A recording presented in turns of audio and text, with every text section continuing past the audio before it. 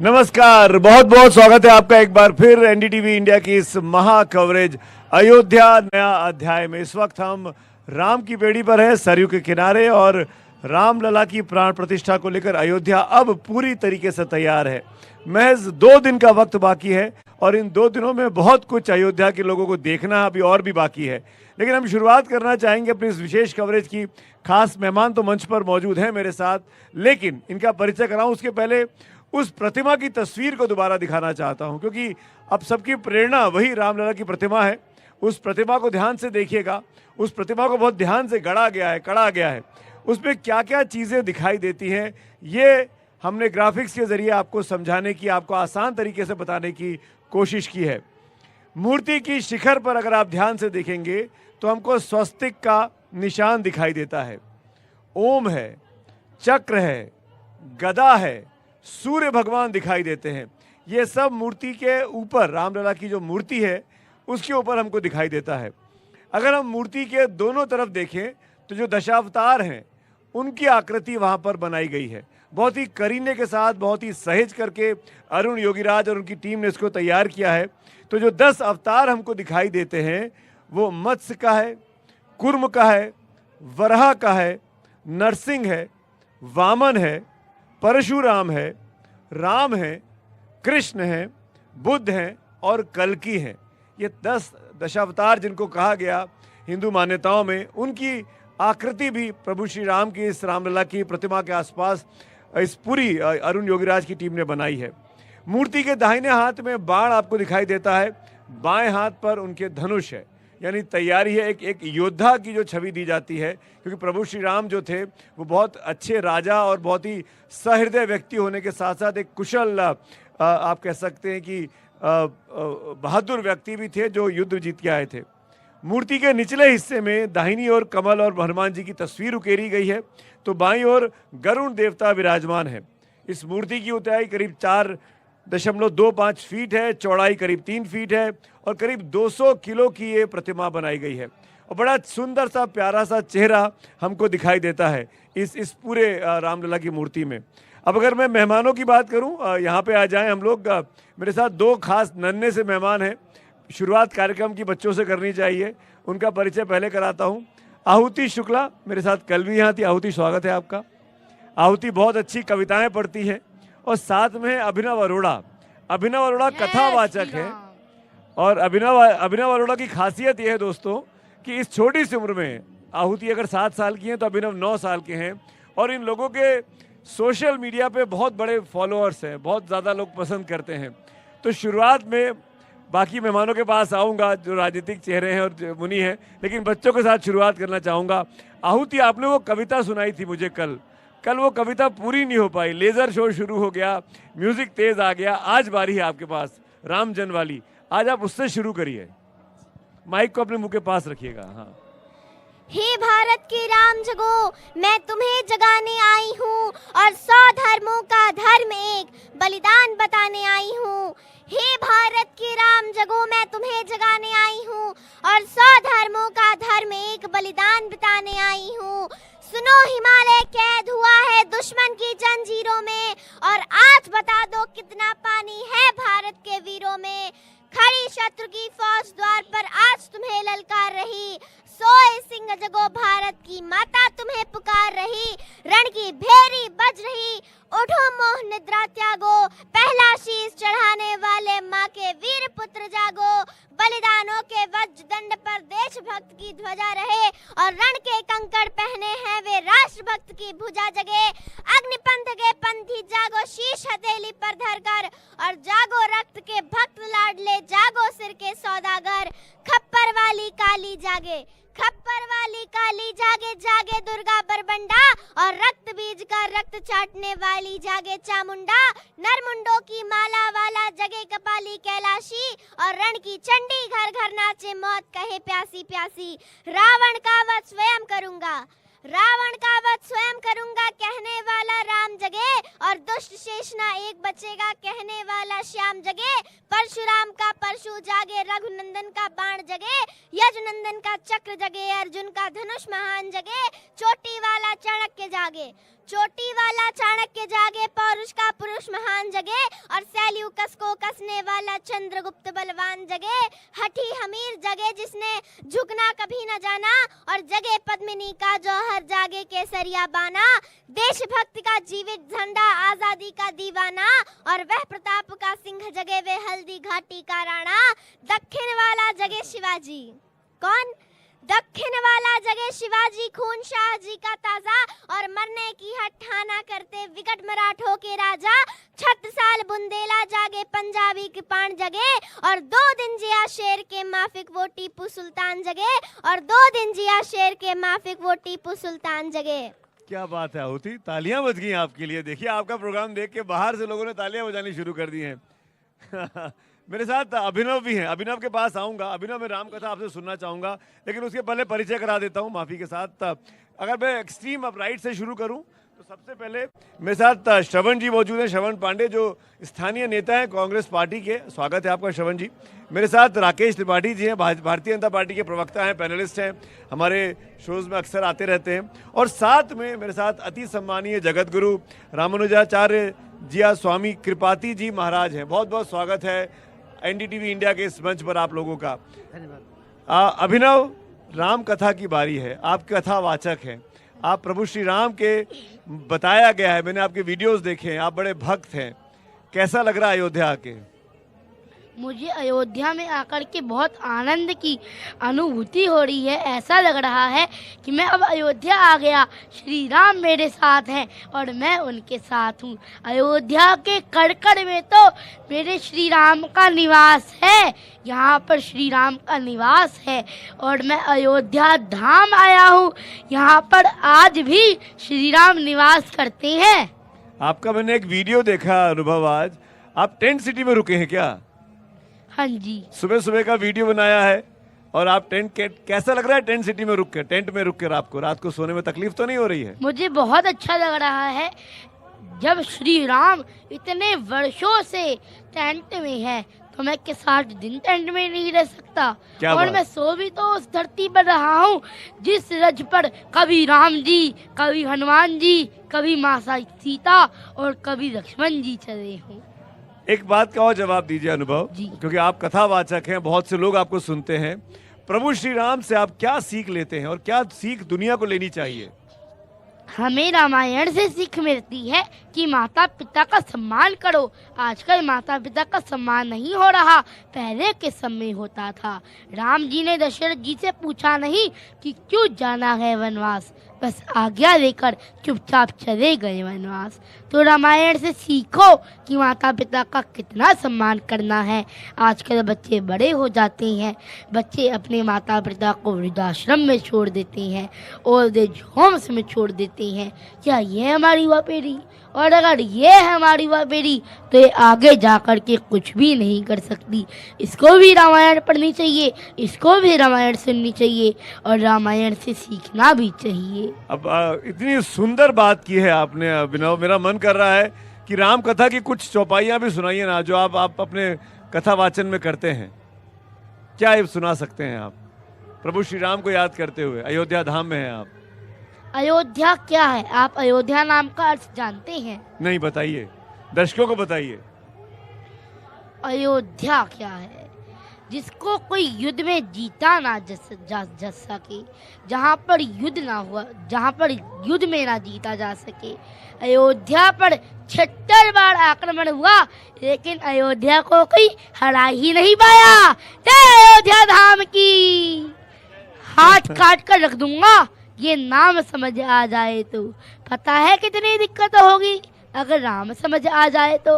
भाई राम राम तो कह लोगे पर राम सा दुख भी सहना होगा। पहली चुनौती यह होगी कि मर्यादा में रहना होगा।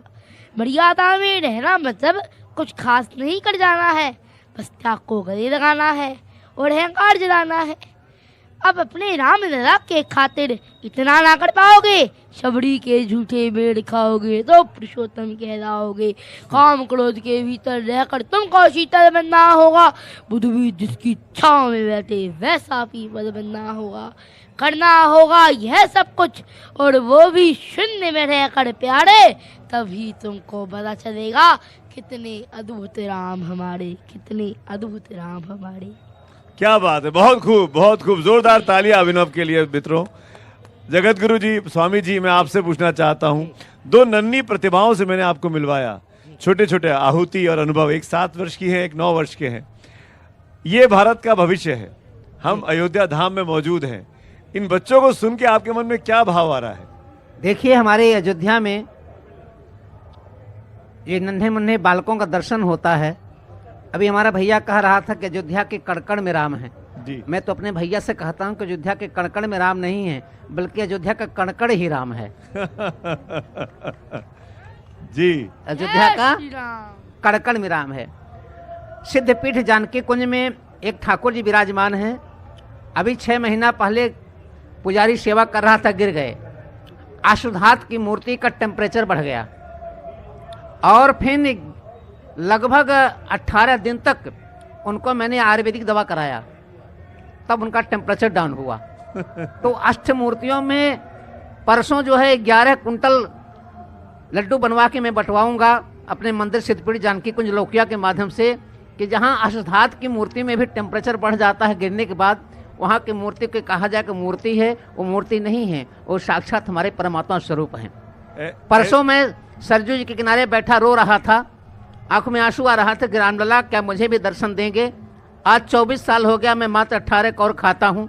भूख लगती है, मैं रो के सो जाता हूँ, कपड़ा नहीं पहनता हूँ, खड़ाऊँ पे रहता हूँ, ऐसे नंगे बदन रहता हूँ, चाहे ठंडी हो, चाहे गर्मी बरसात हो, चाहे लद्दाख हो, चाहे कारगिल के सीमा पे हो, ऐसे ऊंचाइयों पर जाकर रामलला के लिए प्रचार किया। ये वही सरजू जी का तट है जहाँ इसी कंधों पर मैंने लाशों को उठाया है। सरजू जी का घाट ये देखो, यहीं चली थी गोलियाँ, मरने वाले बोल रहे थे राम नाम की बोलियाँ। हनुमानगढ़ी का किला ये देखो, वहीं चली थी गोलियाँ, मरने वाले बोल रहे थे राम नाम की बोलियाँ। लाल कोठी का किला ये देखो, वहीं चली थी गोलियाँ, मरने वाले बोल रहे थे राम नाम की बोलियाँ। तो परसों सरजू के तट में मैं रो रहा था, क्या प्रभु इस दास को भी आपका दर्शन होगा? न्यूज 18 पे आपके बगल में 3 बजे से मेरा डिबेट था, मैं रोते हुए सरजू किनारे आया त्रिपाठी जी, और मेरे कुर्सी पे 5 साल के भगवान राम धनुष्माल लेकर के बैठे हुए थे। आपको दिखे एहसास हुआ? नहीं, ऐसा नहीं हुआ, साक्षात बैठे हुए थे। अच्छा, बैठे हुए थे। 5 साल के भगवान राम अपना स्वरूप बना करके दौड़े दौड़े आए, मेरे कुर्सी बैठ गए और मेरी गोदी में बैठ गए। हमने कहा प्रभु कहाँ से आप आ रहे हैं?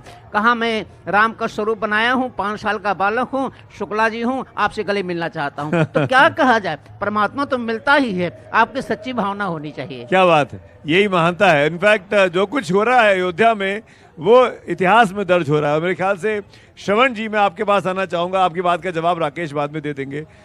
आपके अयोध्या में हम लोग हैं, अयोध्या प्रतिभाओं से भरी हुई है। आप यहाँ से वहाँ तक सड़क पर 2 किलोमीटर चल लीजिए, कम से कम 20 व्यक्ति ऐसे मिल जाते हैं जो किसी ना किसी तरह से उनमें प्रतिभा है और वो अपने कल्चर के साथ, भारतीय संस्कृति के साथ जुड़े होकर अपनी प्रतिभा आपको दिखाना चाहते हैं। अयोध्या में इतना टूरिस्ट आ रहा है, अयोध्या में इतना सरकारी खजाने में कह लीजिए, व्यक्ति के खजाने में कह लीजिए, पैसा आ रहा है। ये विकास कैसा लग रहा है श्रवण जी आपको? आप तो कांग्रेस के नेता हैं। देखिए, बिल्कुल अयोध्या की इस धरा से अगर प्रभु श्री राम का उद्घोष ना हो, और सुमित जी आपको भी जय सिया राम और आपके तमाम दर्शकों को भी जय सिया राम। आज बिल्कुल सवाल होना चाहिए, विकास की बात होनी चाहिए कि आज अयोध्या विकसित कौन से राष्ट्र की श्रेणी में जा रहा है। क्या जिस तरीके से भारतीय जनता पार्टी के और हमारी साथी प्रवक्ता, हम लोग कई साथ के डिबेट में पहुंचे, मैंने कई बार सवाल भी किए हैं और हमारे जवाब भी आए हैं। क्या आज जो भारतीय जनता पार्टी का ये राजनीतिकरण जो इवेंट हो रहा है, इस राम पथ के नाम पे राजपथ तक जाने का, क्या वाकई में आज देश की जनता को राम का गुणगान करना चाहिए या भारतीय जनता पार्टी का गुणगान करना चाहिए? और मैं कई बार सवाल पूछता भी रहा हूं। पर श्रवण जी, यहाँ बैठे लोग तो राम का ही गुणगान कर रहे हैं। बिल्कुल राम का गुणगान हम भी कर रहे हैं। मैंने सवाल पूछा विकास को लेकर, नहीं विकास मैंने उन्नति को लेकर। अयोध्या एक टूरिस्ट मैप पर दिखाई दे रहा है। अयोध्या के इस पिलग्रिमेज के थ्रू, इस दर्शन के थ्रू जो पैसा आ रहा है, जो विकास हो रहा है आम व्यक्ति का, ये तो पॉजिटिव है ना। नहीं, आम व्यक्ति का विकास यहाँ नहीं हो रहा है, यहाँ बड़े बड़े इन्वेस्टरों का विकास हो रहा है। आप हाईवे पे चले जाइए, तमाम बाहर के इन्वेस्टर आ रहे हैं। इन्वेस्टर हिंदुस्तानी नहीं है नहीं, क्या? बिल्कुल हिंदुस्तानी, लेकिन हिंदुस्तानी है, हिंदुस्तानी है, अयोध्यावासी काम नहीं करते। नहीं, बिल्कुल सुमित जी, मैं कहता हूँ हिंदुस्तानी है वो, लेकिन क्या आज गरीब लोगों को, जो गरीब लोगों को उजाड़ा गया, तमाम हमारी माएं हैं जो आज बिल्कुल रोते हुए आप वीडियो आपने देखा होगा। आप उद्योगों का विरोध कर रहे हैं। नहीं, आपकी बातों से लग रहा है कि आप कारोबार का विरोध कर रहे हैं। नहीं, कारोबार का, मैं व्यवसाय का क्यों विरोध कर रहा हूं? मैं नहीं विरोध कर रहा हूं कभी। मैं इस देश के जितने भी संस्थाएं हैं उन सब के साथ खड़ा हूं, लेकिन क्या आज जो महिला रो रही है, जिनके घरों को बुलडोज कर दिया गया और आज वो वृद्धा आश्रम में रहने को मजबूर हैं, यही सरकार कहती थी हम गरीबी खत्म करेंगे। क्या इस सरकार के शासनकाल में गरीबी खत्म हुई? इस सरकार के शासनकाल में युवाओं को रोजगार मिला? लेकिन आज राम अयोध्या से राष्ट्रीय राजनीति में चले गए। मैं राष्ट्रीय राजनीति से अयोध्या पे आपको लेके आ रहा हूं। मैं कहता हूं अयोध्या के अयोध्या पे हम चर्चा कर रहे हैं, बिल्कुल अयोध्या, राजनीतिक डिबेट नहीं है। हम बिल्कुल सरयू तट पर बैठे हुए हैं। नहीं, विकास की आपने बात की तो विकास तो की बात कर रहे हैं, अयोध्या के विकास की बात कर रहे हैं। अब राकेश जी, दो चीजें जो मैं मोटी बात समझ पाया श्रवण जी की बातों से, कि जो आम व्यक्ति है उसके साथ कहीं ना कहीं नाइंसाफी भी हुई है, उसको उसके अधिकार नहीं मिले, उसकी झोपड़पट्टी उससे ले ली गई, उसका घर उससे ले लिया गया विकास के नाम पर। उनके उद्धार के लिए, उनके विकास के लिए सरकार की क्या योजनाएं, खासकर अयोध्या शहर में, जो श्रवण जी शिकायत कर रहे हैं? देखिए, सबसे पहले तो सुमित जी, आज आपने अपने मंच पर जिन आहुति और अनुभव को बिठाया है ना, यही भारत का वही जो जिसके पुनर्जागरण की बात हम कर रहे थे, कि भारत अपने स्वाभिमान को भूल गया था। इनको देख करके ये विश्वास पूरा हो रहा है कि भारत अब सही डायरेक्शन में, सही ट्रैक पर चल रहा है। जो प्रधानमंत्री जी ने अपेक्षा की थी पंच प्राण की, जिसमें गुलामी के भाव से मुक्ति और अपने स्वाभिमान को, अपने स्व को याद करना, वही आज आहुति याद कराने के लिए सबको कविता के माध्यम से और कथा के माध्यम से आज अनुभव याद दिला रहे हैं। मुझे लगता है कि देश सही दिशा में जा रहा है, पहली बात। दूसरी बात, जिनको सवाल उठा रहे हैं ना, ये बात सही है कि जब भी किसी नई कोई जन्म होता है तो उसके पहले मां को प्रसव पीड़ा से गुजरना पड़ता है। अयोध्या वासियों को कष्ट हुआ है, इसमें कोई दो राय नहीं है, लेकिन सबने ये कष्ट स्वाभाविक तौर पर इसको स्वीकार किया है कि 500 वर्षों के बाद प्रभु राम लला आ रहे हैं। अयोध्या पूरी दुनिया के लिए एक मॉडल बन रही है, एक आज आदर्श स्थापित कर रही है। जिनका भी घर उजड़ा है उनका उससे बेहतर घर बसाने की व्यवस्था उत्तर प्रदेश की योगी सरकार और केंद्र की नरेंद्र मोदी सरकार ने किया है। किसी को बेघर नहीं किया है। हमने 4.5 करोड़ आज प्रधानमंत्री आवास बनाए। आप राष्ट्र में चले गए। नहीं, अयोध्या के आंकड़े मैं इसीलिए मैं साथ में जोड़ के बता रहा हूं। देखिए, जो ये कहते हैं ना कि राम पथ से राजपथ जा रहे हैं, राम पथ ही राजपथ लेकर जाएगा, ये बात कांग्रेस को पहले मालूम होती। ये बात तो मैं भी, मुझे भी इस बात पे श्रवण जी आपसे पूछना है, राम पथ में दिक्कत क्या है? राम राज्य की परिकल्पना तो महात्मा गांधी ने भी की। हम सब चाहते हैं राम राज्य हो। बिल्कुल राम राज्य, मैं बिल्कुल आप राम को एक राजनीतिक चश्मे से क्यों देख रहे हैं? नहीं, राजनीतिक चश्मे से हम देखना ही नहीं चाहते, हमारे नेता भी नहीं देखना चाहते। राम एक आस्था का प्रतीक है, आस्था का विषय है। लेकिन आज क्यों राजनीतिकरण के नाम पे, आज बताइए, जब 14 वर्ष का वनवास करके और प्रभु श्री राम जब लंका पे विजय प्राप्त किए थे, उसके बाद जब वो अयोध्या आए थे, तो उनके स्वागत में चाहे प्रत्येक व्यक्ति हो, अयोध्या वासी हो, चाहे वो गरीब हो, चाहे माली हो, कोई भी तबका का व्यक्ति हो, सभी ने प्रभु श्री राम का स्वागत किया था और उनके चरण को धोके और उस पानी को पिया था। लेकिन आज जो 22 तारीख को ये बताया जा रहा है कि जो लोग नहीं आ रहे हैं वो रामद्रोही हैं, क्या वो भारतीय जनता पार्टी ये बताना था आपके पास? नहीं, देखिए, आपके नेताओं के पास मौका था। हमने मौका देखिए, दिया। मैं मेरे बोलने दीजिए, बिल्कुल स्वामी जी मैं आ रहा हूं। आप लोगों ने शिलान्यास करवाया, आप लोगों ने ताले खुलवाए। आज जब प्राण प्रतिष्ठा हो रही है, आपके नेताओं के पास स्वागत गया, इनविटेशन गया, निमंत्रण गया, आपको बुलाया गया और आपने मना कर दिया, और अब आप ये कह रहे हैं कि ये रामपथ की तरह राजनीति हो रही है। बिल्कुल सही बात सुमित जी ने आप कहा। ये मौका था। नहीं, देखिए, श्रवण पांडे के साथ आते राहुल गांधी, आज आपने मल्लिकार्जुन खड़गे, और आप जाते हैं उनको लेकर। आप इस मंच के माध्यम से आपने स्वीकारा, आपने कहा, लेकिन भारतीय जनता पार्टी के प्रवक्ता तो स्वीकारना ही नहीं चाहते। वो कहते हैं जहां राम की पैड़ी पे बैठे हैं, इसका विकास योगी जी ने किया है। वो कहते हैं राम मंदिर का ताला नहीं खुलवाया राजू जी ने। आज मंच से आज हाँ भरवा दीजिए आप। आज हमारे सहयोगी प्रवक्ता बता दें। बोलिए राकेश जी। सुमित जी, मुझे लगता है कि देश की जनता के सामने कुछ तथ्य बिल्कुल क्लियर होने चाहिए। कांग्रेस पार्टी एक अगर दावा कर रही है कि हमने ताले खुलवाए हैं, तो ये बिल्कुल झूठ है। सच ये है कि सन 1949 में जब मूर्तियों का प्राकट्य हुआ तो जवाहरलाल नेहरू जी ने गोविंद वल्लभ पंत, जो कांग्रेस के मुख्यमंत्री थे, कांग्रेस के प्रधानमंत्री थे, उन्होंने स्पष्ट तौर पर निर्देश किया मूर्तियां हटा दी जाएं। के नायर यहाँ के तत्कालीन जो कलेक्टर थे, उन्होंने मना कर दिया कि मूर्तियां नहीं हटेंगी। के नायर को सस्पेंड किया गया। के नायर अपने सस्पेंशन के खिलाफ हाईकोर्ट गए। ये ऐतिहासिक तथ्य है। राजनीतिक बहस पे आऊंगा, मैंने आयोजन इसलिए किया था कि इन बच्चों को सुना जाए, और मैं एक ब्रेक यहाँ ले रहा हूँ। उसके बाद अनुभव आहुति मेरे साथ मौजूद हैं। हम इनके साथ कुछ और मधुर गीत सुनेंगे, कुछ अच्छी कविताएं सुनेंगे। इस माहौल में जो इस वक्त देश में राम में है और अयोध्या में राम में है, इसको और कैसे सकारात्मक तौर पर देखा जा सकता है, उस पर एक दृष्टि डालेंगे। लेकिन ब्रेक के उस पार आप देखते रहिए एनडीटीवी इंडिया की ये विशेष महाकवरेज।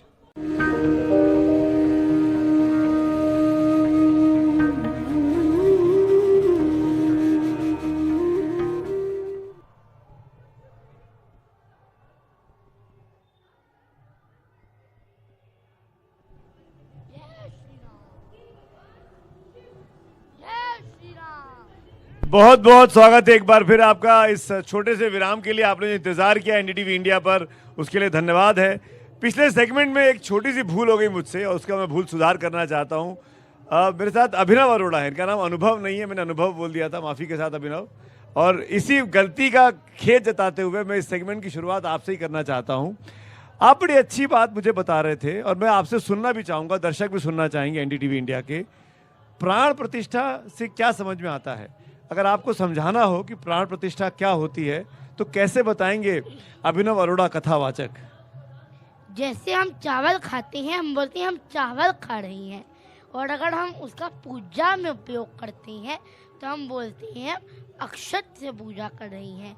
ऐसे ही एक और एग्जाम्पल देता हूँ। जैसे हम बाजार जाते हैं, भगवान जी की प्रतिमा पड़ी होती है, हमें उसे देना होता है। भैया जी कितने की है? भैया जी बोलते 3000 की।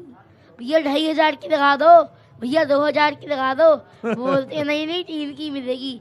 तो जैसे तब उसमें प्राण नहीं होते, तब वो मूर्ति होती है, तब वो प्रतिमा होती है, तब हम बोल देते हैं इतने कम कर दो, इतने कम कर दो।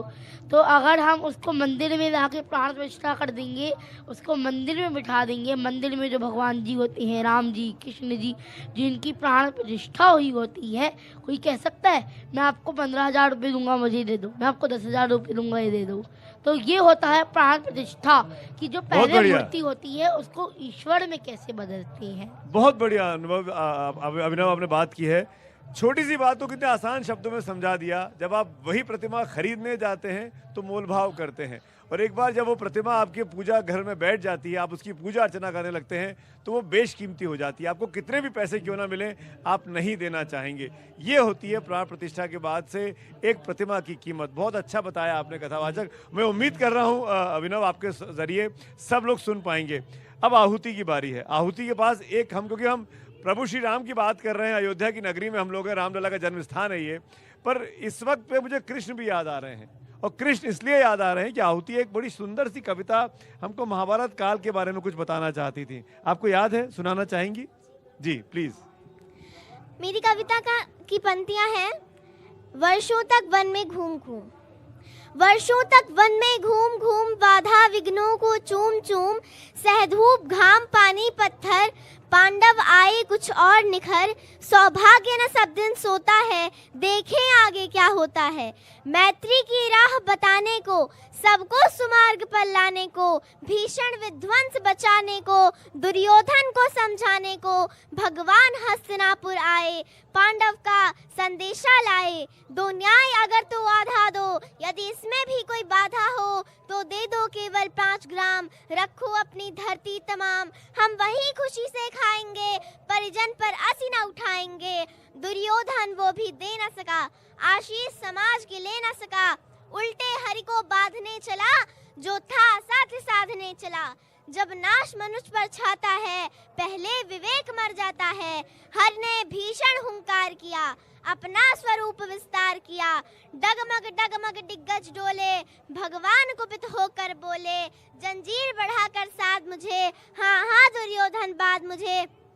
यह देख गगन मुझ में लय है, यह देख पवन पवन मुझ में लय है, मुझ में विलीन झंकार सकल, मुझ में लय है संसार सकल, अमृतत्व फूलता है मुझ में, संघार झूलता है मुझ में, उदयाचल मेरा दीप्त भाल, भूमंडल वृक्ष स्थल विशाल, भुज परिधि बंधु को घेरे हैं, मैं नाक मेरु पग मेरे हैं, दीप्ते जो ग्रह नक्षत्र निकर, सब है मेरे मुख के अंदर, दृग हो तो दृश्य कांड देख, मुझ में सारा ब्रह्मांड देख, जर अचर जीव जक्षर अक्षर नश्वर मनुष्य सुर जाति अमर, शतकोटि सूर्य सतकोटि चंद्र सतकोटि सरित सर सिंधु मंद, शतकोटि रुद्र शतकोटि पाल, शतकोटि जंधर लोकपाल, जंजीर बढ़ाकर साध मुझे, हा हा दुर्योधन बाध मुझे, भूलोक अतल पाताल देख, गत और अनागत काल देख, यह देख जगत का आदि सृजन, यह देख महाभारत का रण, मृतकों से पटी हुई भू है, पहचान इसमें कहाँ तू है, अंबर में कुंतल जाल देख, पद के नीचे पाताल देख, मुट्ठी में तीनों काल देख, मेरा स्वरूप विकराल देख।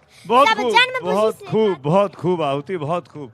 कैसे याद कर लेती है इतनी बड़ी बड़ी कविताएं और इतने अच्छे से एक एक शब्द पे आपकी पकड़ है। एक छोटा सा विराम लेना होगा मुझे, विशेष कवरेज जारी है, मैं आऊंगा आप लोगों के पास और स्वामी जी के साथ तमाशा रामलताचार्य जी है, उनसे हम पूछना चाहेंगे अगले सेगमेंट में कि राम का धर्म के साथ कैसे महत्व है, आज के परिवेश में क्या समझना चाहिए। लेकिन इस छोटे से विराम के बाद तुरंत लौट के आते हैं, ये महाकवरेज अयोध्या नया अध्याय जारी है।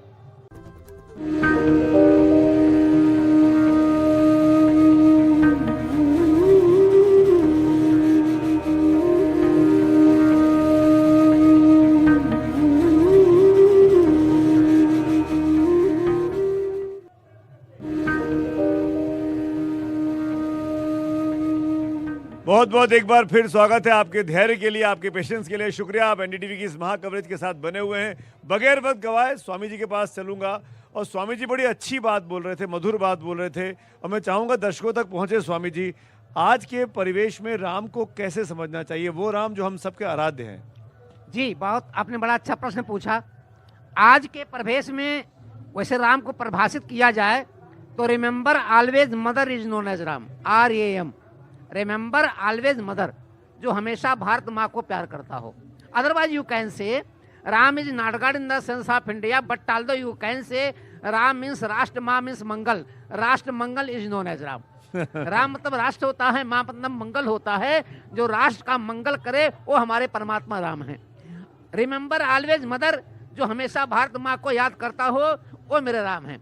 लेकिन थोड़े से परिवर्तन की आवश्यकता है जी। आज के परिवेश में मुझे उस राम की आवश्यकता है जो आवाज उठा के कह सकें कि निश्चर ही न करऊं मही, और भुज उठाई प्रण कीन, और सकल मुनि के आश्रम, और जाई जाई सुख दीन।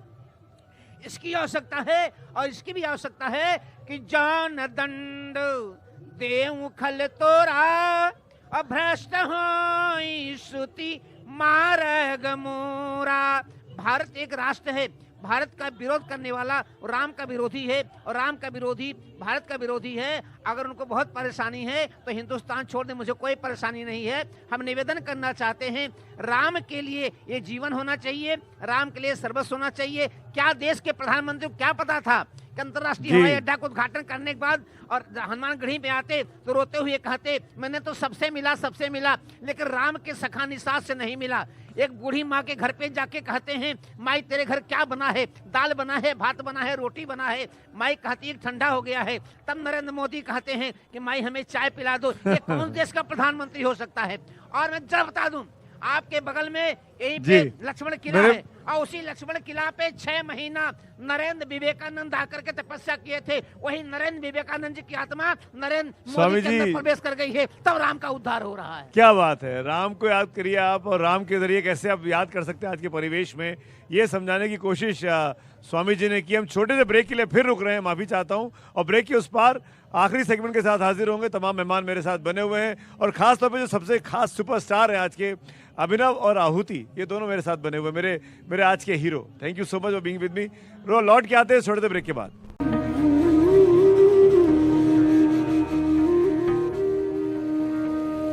एनडीटीवी पर आप ये जो कवरेज देख रहे हैं, पीछे जो तस्वीर आपको दिखाई दे रही है, बजरंगबली के 8 को ये 3 छात्र आए हैं, 14 से 18 साल के, हिमांशु, आर्यन और सिद्धार्थ बस्ती से आए हैं और यहाँ सरयू के तट पर बनाकर कोशिश कर रहे हैं। जब तस्वीर पूरी बन जाएगी वो भी मैं आपको दिखाऊंगा। लेकिन आखिरी सेगमेंट में हम आ चुके हैं। प्राइम मिनिस्टर मोदी इस वक्त तमिलनाडु में है। क्षमा समाप्त करते करते आहुति कुछ सुनाना चाहती हैं। आहुति शुरू हो जाइए, क्या कहना चाह रही हैं? मेरी झोपड़ी के भाग आज खुल जाएंगे, राम आएंगे। मेरी झोपड़ी के भाग आज खुल जाएंगे, राम आएंगे। राम आएंगे, आएंगे, राम आएंगे। राम आएंगे, आएंगे, राम आएंगे। मेरी झोपड़ी के भाग आज खुल जाएंगे।